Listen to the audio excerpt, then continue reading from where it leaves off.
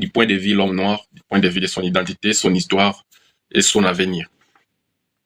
Aujourd'hui, nous sommes les Congo. C'est vrai que nombreux ne savent que le père de l'indépendance qui se sont bâtis pour que le Congo ait l'indépendance. Mais ils oublient les sous-bassements où tout a commencé. Chers compatriotes, peuple congolais, on dit que l'histoire, c'est la mémoire d'un peuple. Un peuple sans histoire, c'est un peuple sans âme. Je ne suis pas venu ici pour vous parler particulièrement du spirituel, mais je vais vous parler d'une personne qui a été une personne majeure dans la lutte contre la liberté, dans la lutte contre l'oppression. Et cette personne, c'est Papa Simon Kimbangu. Je vais ensemble avec vous voir un élément pour faire un peu de débriefing par rapport à mes recherches, les analyses et tout ça.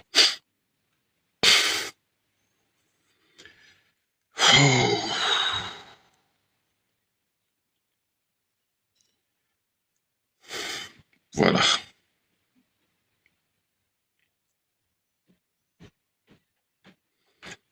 Puisque aujourd'hui nous sommes le 30 juin, fête de l'indépendance, nous n'allons pas parler d'indépendance si nous ne savons pas les prémices de cette indépendance, où est-ce que tout a commencé et comment c'est arrivé. De bout en bout, comme on dit sur WhatsApp, message filtré de bout en bout. Donc de bout en bout, cela a commencé quelque part et cela a évolué jusqu'à ce que le Congo ait son indépendance politique. Et c'est un point important, souvent débattu dans plusieurs panels d'histoire de la République démocratique du Congo. Mais la question qui se pose très souvent, est-ce que Simon Kimbangu est le père de l'indépendance du Congo? Oui ou non? Je ne dis pas que oui, je ne dis pas que non. Je pose d'abord la problématique. Beaucoup de Congolais, tant d'autres, moi parmi tant d'autres, considèrent Papa Simon Kimbangu comme le véritable précurseur de l'indépendance nationale de la République démocratique du Congo. Même s'il n'a pas vécu jusqu'à 1960, il est toujours considéré comme le précurseur de ces indépendances. Voilà pourquoi, en quelques points. D'abord, qui est Papa Simon Kimbangu? Papa Simon Kimbangu, pour beaucoup d'autres, qui l'appellent prophète. Donc, je parle de l'hypothèse selon laquelle les gens les connaissent plus en tant que prophète. Nonobstant ce qu'il est en vrai, je vous accorde d'abord ce qu'on appelle la présomption d'innocence, partant de l'idée selon laquelle Papa Simon Kimbangu est le prophète. Alors, il est prophète, considéré comme prophète, comme un révolutionnaire, comme un résistant spirituel, qui est fondateur du mouvement du kimbanguisme, le 6 avril 1921, dans les circonstances que tout le monde connaît. Peut-être que tout le monde ne connaît pas les réelles circonstances, comment les détails, les choses se sont passées. Ce n'est pas ça les mobiles du live d'aujourd'hui. Les mobiles du live aujourd'hui, c'est que nous avons eu l'indépendance le 30 juin. Et comment nous avons eu cette indépendance? Les gens savent tout simplement que les Lumumba et les Kasavubu sont partis aux tables rondes et puis on a eu l'indépendance. C'est qu'ils ont oublié le vrai père de l'indépendance. C'est pour cela que je suis revenu sur Papa Simon Kimbangu. Papa Simon Kimbangu, c'est une figure de la résistance anticoloniale, par son message spirituel cohérent, par son refus de la domination. Il a refusé que nous soyons dominés. La domination coloniale, lui, il a refusé. Il s'est dit, si vous êtes indépendant chez vous, donc nous aussi, nous avons droit de vivre notre liberté sur nos territoires. De vivre avec nos richesses comme nous les voudrons, sans être contraints à la misère, sans être contraints à l'esclavagisme, réduit à l'esclavagisme. Donc, Papa Simon Kimbangu, comme je l'ai dit, c'est une figure anticoloniale par son message spirituel et son refus sur la domination coloniale de l'homme blanc sur l'homme noir. Soyons d'accord point par point. Nous sommes en 1921 lorsque Papa Simon Kimbangu pose les bases de cette pensée.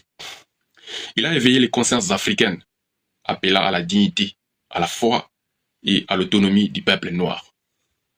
Chers compatriotes, les gens qui se sont battus pour l'indépendance n'étaient pas encore nés à ce moment-là. Lui a déjà posé la base de la pensée, que l'homme noir devait être libre, que l'homme noir ne devrait pas être dominé, que ses richesses devaient profiter à son propriétaire, qui est l'homme noir, et que celui-ci ne devrait pas être réduit à l'esclavagisme, il devrait être considéré comme un humain à part entière. Nous allons continuer. Arrêté par les autorités coloniales belges, il fut condamné à mort le 3 octobre 1921 à Mandjamou par le tribunal de guerre. Tribunal de guerre, vous savez très bien, il n'était pas militaire, il n'était pas criminel, mais il a été jugé et condamné à mort par un tribunal de guerre, où siégeaient les juges des Rossi. Voilà. Sa peine fut communiée en prison à vie. Après avoir condamné Papa Simon Kimbangu, la première décision des Belges était de directement qu'il soit exécuté. Mais ils n'ont pas réussi à appliquer cette mission parce que, logiquement parlant, ils étaient en face de la divinité. Quelqu'un qui ne peut pas mourir sur la décision humaine. Voilà pourquoi quand il va mourir, c'est sa propre pensée, c'est sa propre volonté qu'il va appliquer. Son rôle dans la lutte des indépendances. Quel rôle il a joué? Papa Simon Kimbangu a joué le rôle de l'éveil spirituel. Il a joué le rôle de l'éveil national et panafricain. Il a joué le rôle de l'inspirateur. Il a inspiré de nombreuses générations de résistants. Comme je l'ai dit ici tantôt, avant que Lumumba soit né, avant que Kasavubu soit né, en 1921, Papa Simon Kimbangu a déjà posé les bases de la pensée sur la liberté, sur l'autonomie, sur l'indépendance, sur l'appropriation, sur la dignité humaine, sur le respect de la vie humaine, chers compatriotes. Donc il a inspiré plusieurs résistants politiques, plusieurs résistants de génération en génération. Avant lui, peut-être qu'il y en avait, mais une personne comme lui, il n'y avait pas. Voilà pourquoi lui, il est différent. Il a inspiré les leaders politiques, il a inspiré les mouvements pour la libération. Ça viendra après, mais lui, il a posé la pensée, c'est cette pensée qui va inspirer. Il est le symbole spirituel et de l'émancipation. Bien qu'il ne soit pas un acteur politique direct, mais son influence religieuse et morale a posé les bases d'un éveil identitaire national. Il a mis chacun à sa place. Il n'a pas donné un message de la haine. Il n'a pas dit non, vous n'avez pas le droit de venir vivre ici, vous êtes des blancs, non. Il a dit vous êtes venus ici, respectez les gens que vous avez trouvés. Ce sont des personnes humaines comme vous. Ils ont droit à la vie, ils ont droit à la dignité, ils ont droit au respect, ils ont droit au bien-être, ils ont droit à la liberté. La liberté de jouir de la richesse, la liberté de vivre comme un être normal, indépendant, libre et prospère. Voilà sa pensée. Pourquoi certains le considèrent comme le père de l'indépendance nationale de la République démocratique du Congo? Eh bien, c'est parce qu'il est le premier Congolais à avoir osé défier l'autorité coloniale. Il n'y en avait pas avant lui. J'ai dit très bien, avant lui, il n'y avait pas. Ceux qui ont fait de la résistance avant lui n'ont pas posé les mêmes conditions comme lui. Ce qui est différent chez lui, c'est que lui, il a fait ce qu'on dit, tenir les taureaux sur sa corde. Il a traité les vrais problèmes et non les causes. Parce que le problème, c'est la dignité, la liberté. Et que cette liberté, elle est réciproque. C'est-à-dire que ceux qui étaient en face de nous, ce sont des humains. Et nous aussi, des humains. Pour lui, il a jugé bon qu'entre humains, il n'y a aucune différence, ni de couleur de peau. Et que la liberté, elle est compatible à l'homme. Pourquoi pas, même aux bêtes. C'est pour cela qu'il a été honoré comme étant le plus grand de tous ceux qui ont osé résister. À la différence, lui, il a défié l'autorité coloniale, ce qui n'était pas le cas pour les autres. Donc, il a mené une vision de la liberté, une vision de justice et une vision de la spiritualité naturelle, positive. Quand on dit spiritualité naturelle et positive, c'est-à-dire que tu n'as pas besoin qu'on t'enseigne ça.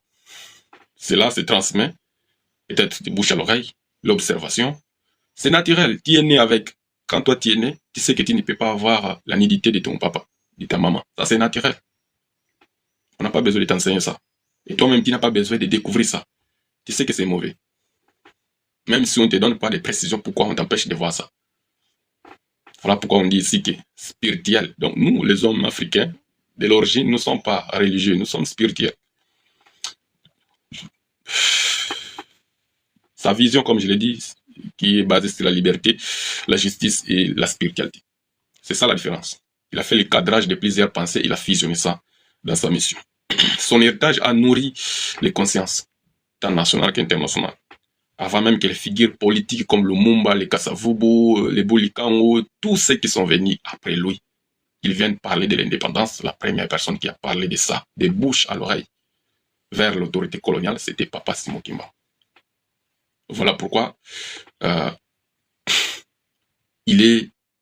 Nous allons revenir pour conclure, donc, pour dire que voilà pourquoi il est considéré pour tant de citoyens qu'il est le père de l'indépendance. Le père de l'indépendance n'est pas forcément celui-là qui accède au pouvoir lors de l'indépendance. Non, c'est celui qui incarne la pensée, c'est celui qui engage le combat. Le combat a été engagé par Papa Simon Kimba en 1921. Et quand il a engagé ça, il ne s'est pas caché. Il s'est exprimé. Comme je l'ai dit ici, il a posé les bases, les prémices de sa pensée.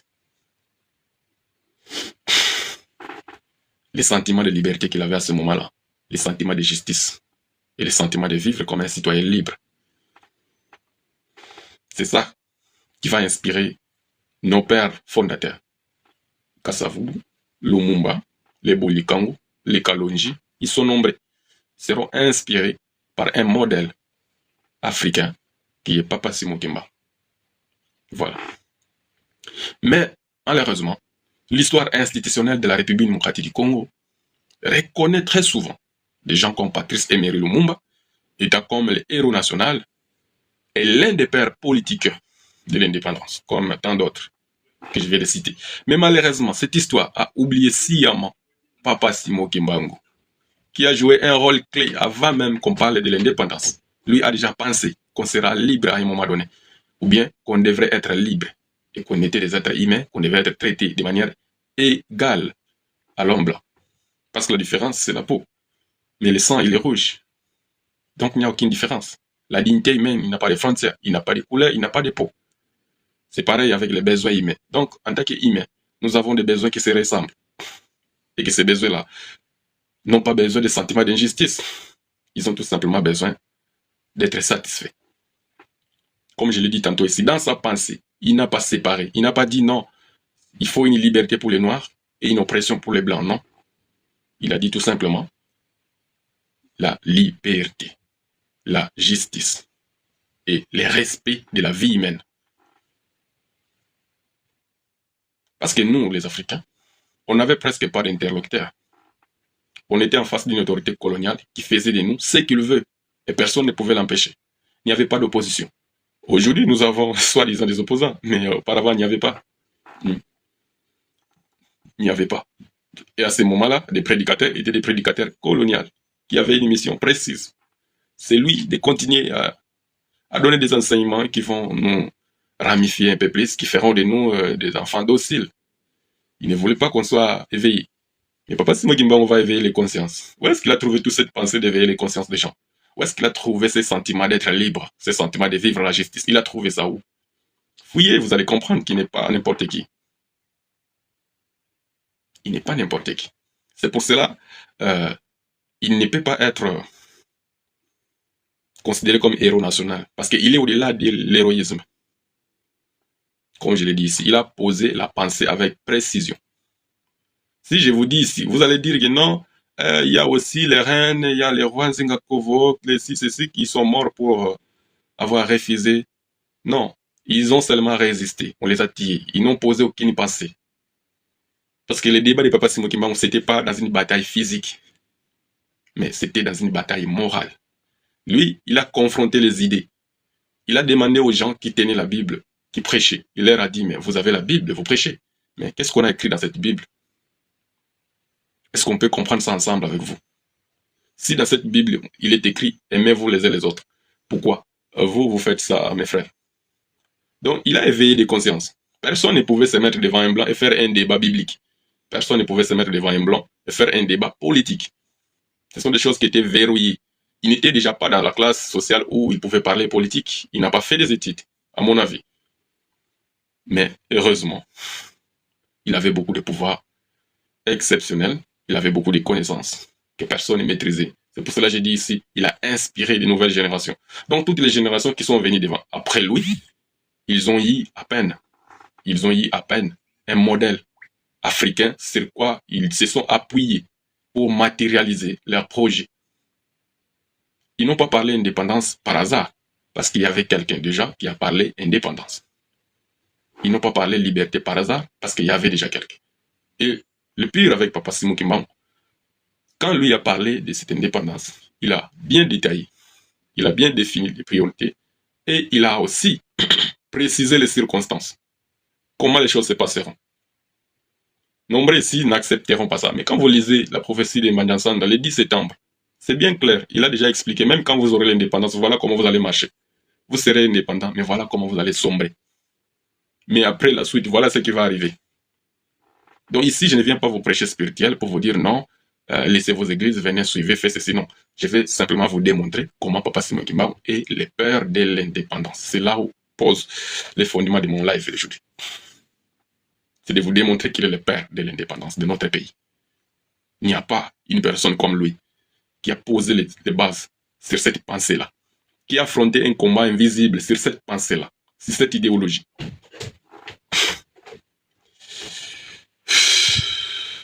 Par conclusion, Papa Simon Kimbangu est une figure essentielle dans l'histoire de l'indépendance congolaise. Pourquoi?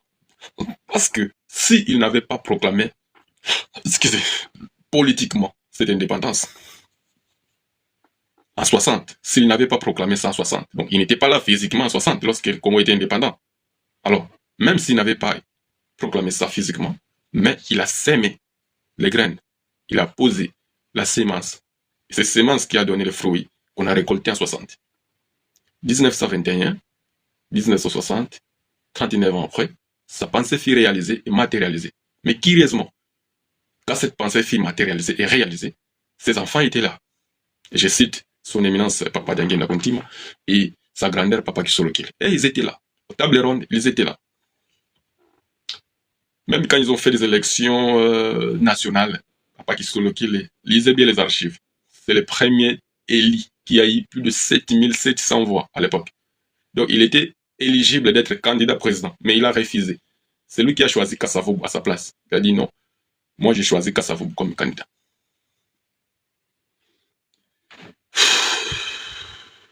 Donc, les graines qu'il a semées, c'était des graines de résistance, c'était des graines d'inspiration, c'était des graines d'élite morale, c'était des graines contre l'oppression coloniale. Et ça donnait des fruits, comme nous avons dit. Nous avons eu notre indépendance le 30 juin 1960. Nous allons mettre une petite chanson et nous allons revenir.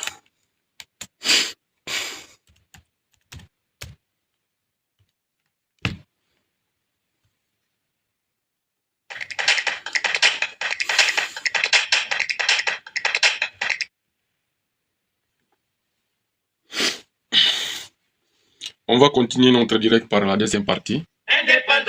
Après cette chanson. Merci.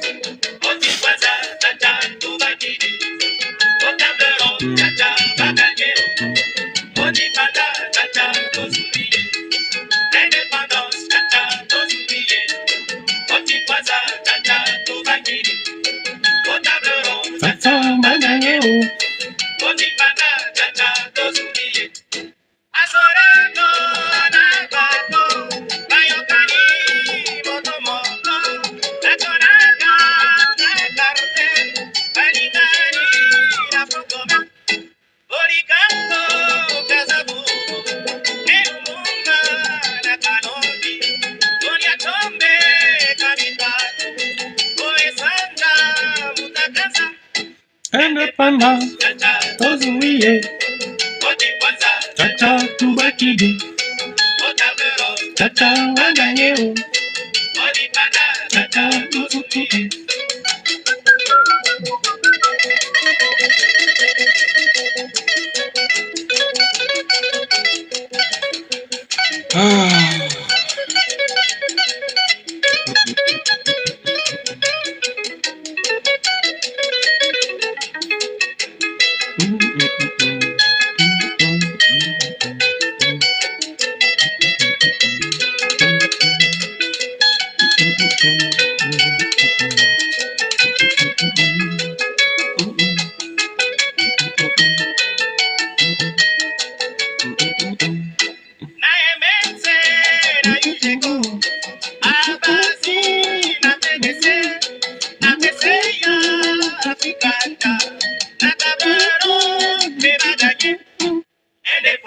Chacha tozuie, chacha tumakini, chacha panayo,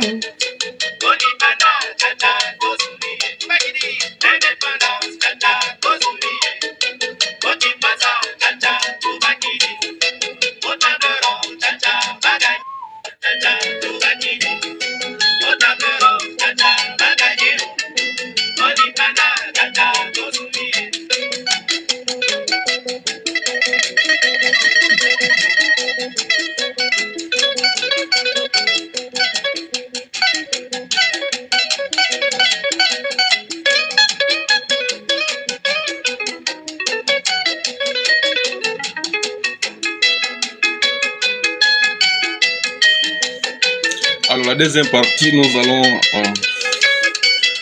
voir un peu de l'indépendance en 1960, le 30 juin.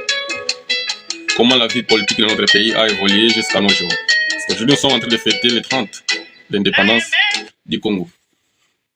Cette indépendance que nous savons qui a donné des frissons.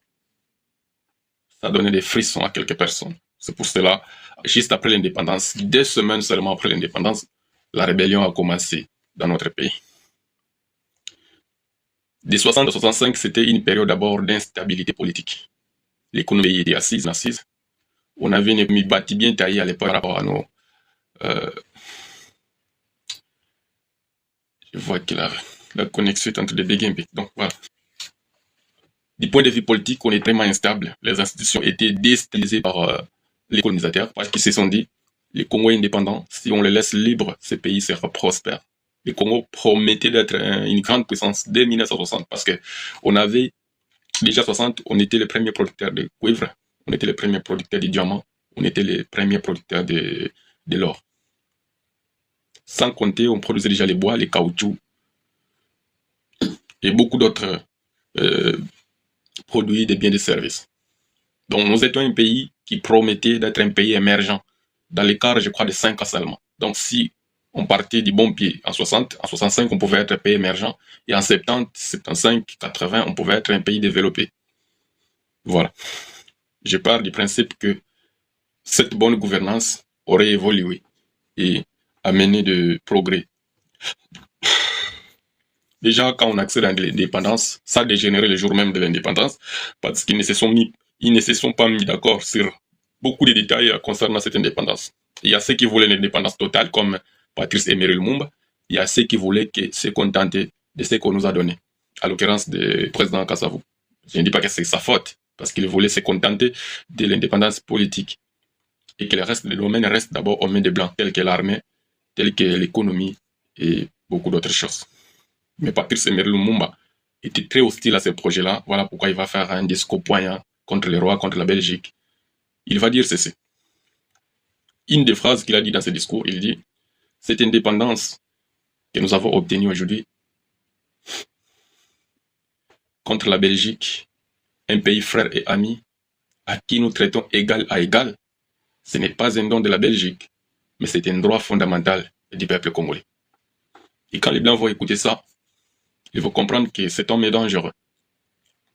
Ils vont négocier avec la CIA et la CIA va tuer Patrice Emery Lumumba. Il sera assassiné, comme nous le savons tous, le 16 janvier 1961.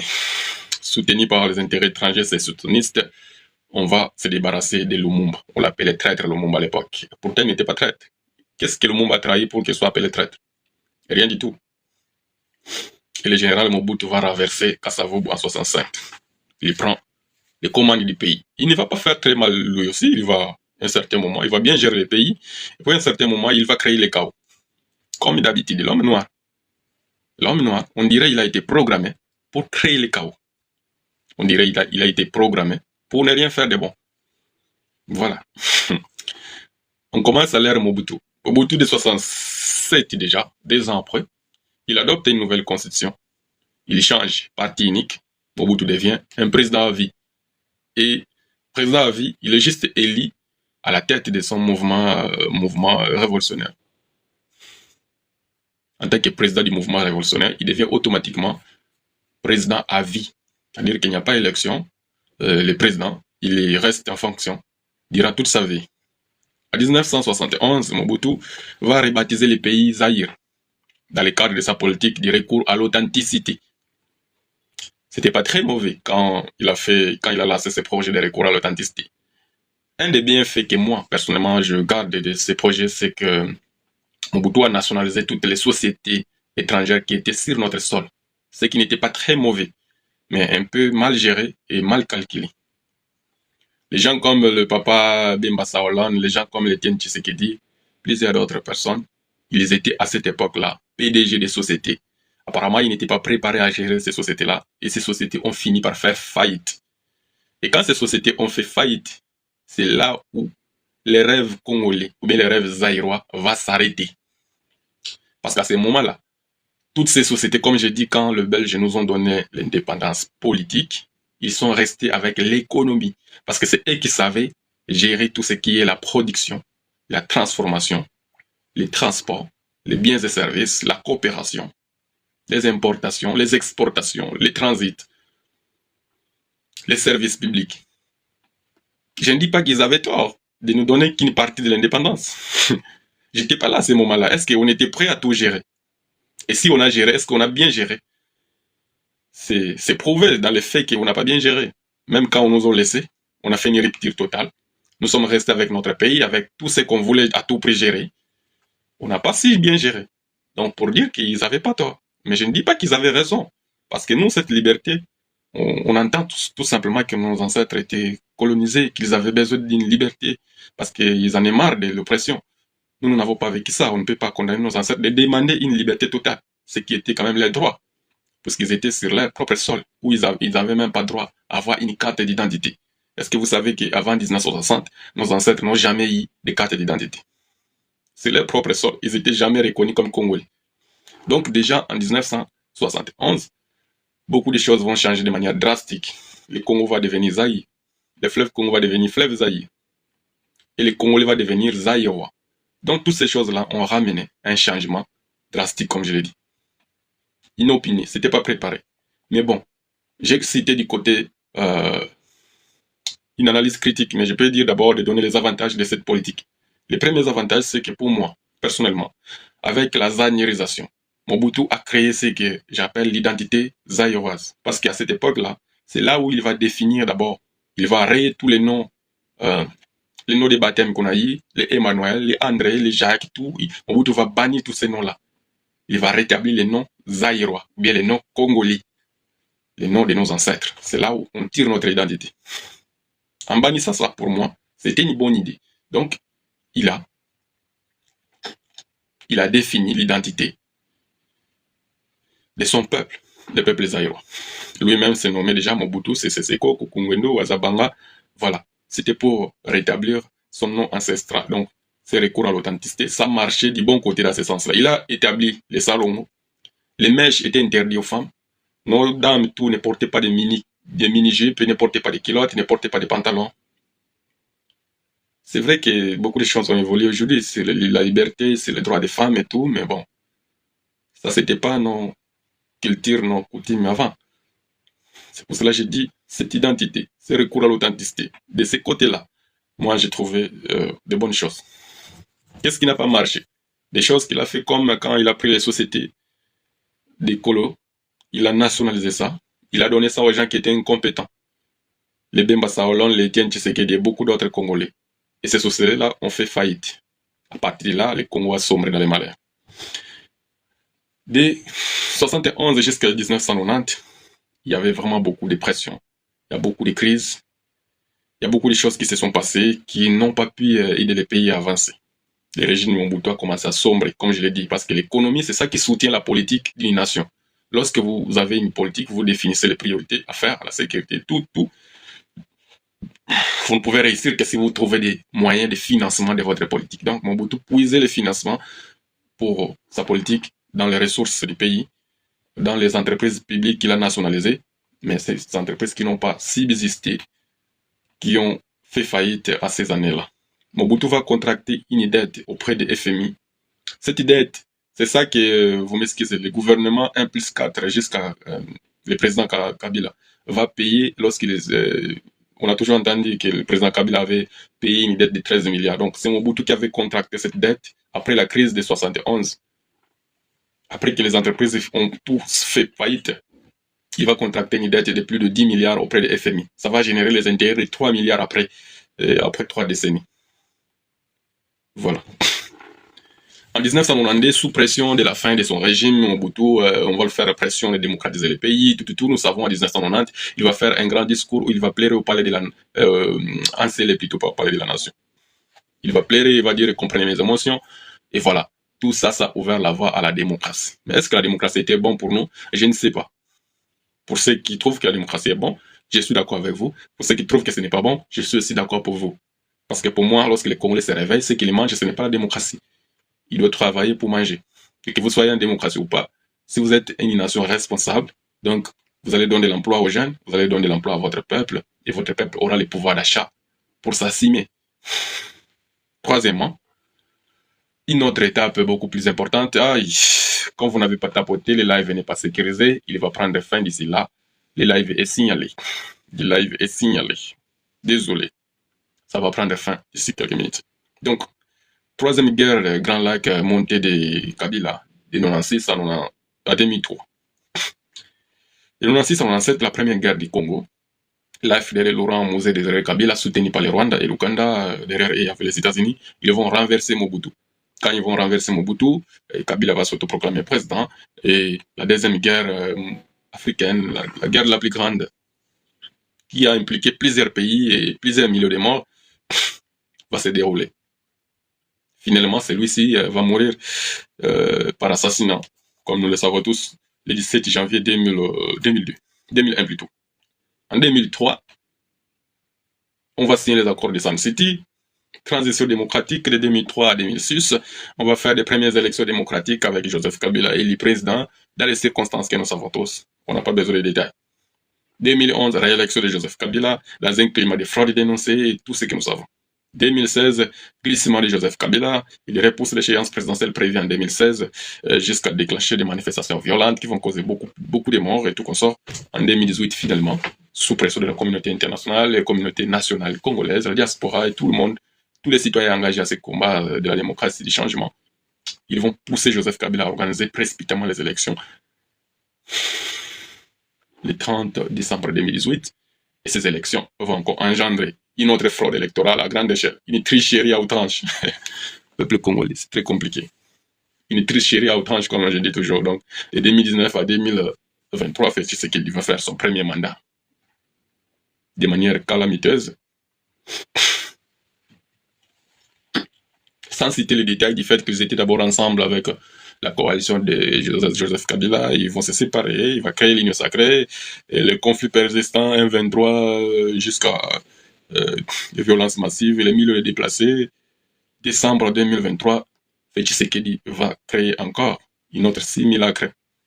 Des élections très contestées, une élection qui s'est déroulée pendant 7 jours, fraude massive à grande échelle.